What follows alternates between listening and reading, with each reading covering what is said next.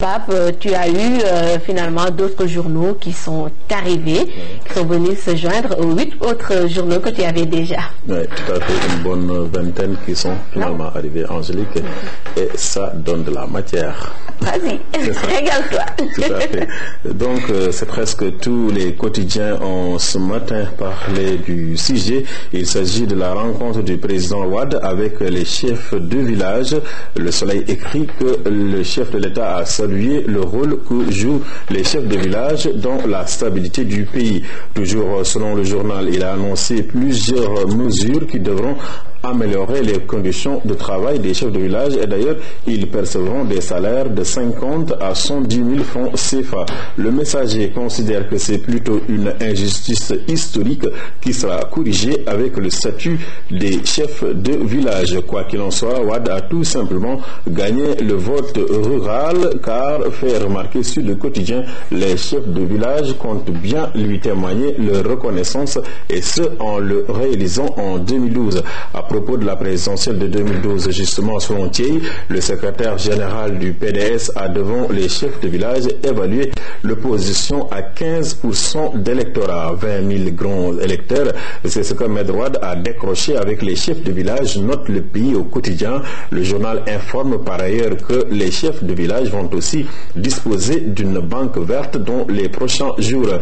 Dans sa livraison du jour, le point du jour revient sur le coup d'État ou tentative d'assassinat du président guinéen Alpha Condé. Le journal renseigne que Condé a échappé à la mort. Sa chambre a été attaquée au bazooka et à la roquette KPG-7. Le général Nounou Thiam a été arrêté et le vice-président de l'UFDG de Selou Dalin Diallo est recherché par les autorités.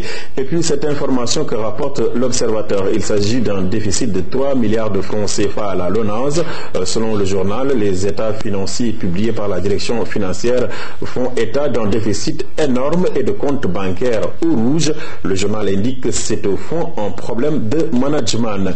Explication entre gentlemen, c'est ce que Balla Gaye 2 et Tyson nous ont servi hier lors de leur face-à-face. Walsor indique que c'est plutôt le lion de Guédiawaye qui s'est fortement illustré. Il a mis la pression sur Tyson qui a finalement cédé aux provocations du fils de Double S. En tout cas, la tension est déjà à son summum, fait remarquer le populaire. Selon le journal, le face-à-face d'hier est un avant-goût du duel de feu du 31 juillet prochain et la bataille psychologique fait déjà rage entre le leader de la génération Boulfalé et le lion de Guédiawaye. Voilà donc, Angélique, l'essentiel de la presse ce matin. Bonne lecture à tous nos téléspectateurs. Tout à fait. Et le verdict pour ce combat tant attendu? Bon, moi, je donne pas de verdict pour ce combat parce que c'est vraiment indécis, quoi, comme on dit. C'est indécis? Vraiment indécis? C'est indécis. Tantôt, on a l'impression que Balla Gaye est un peu au-dessus, tantôt c'est Tyson qui revient. Donc, on ne sait plus quel pronostic faire. Alors, moi je connais déjà le vainqueur. Le vainqueur, ce sera le meilleur. Le meilleur, c'est le sport. À présent, nous allons faire un petit coucou à nos partenaires.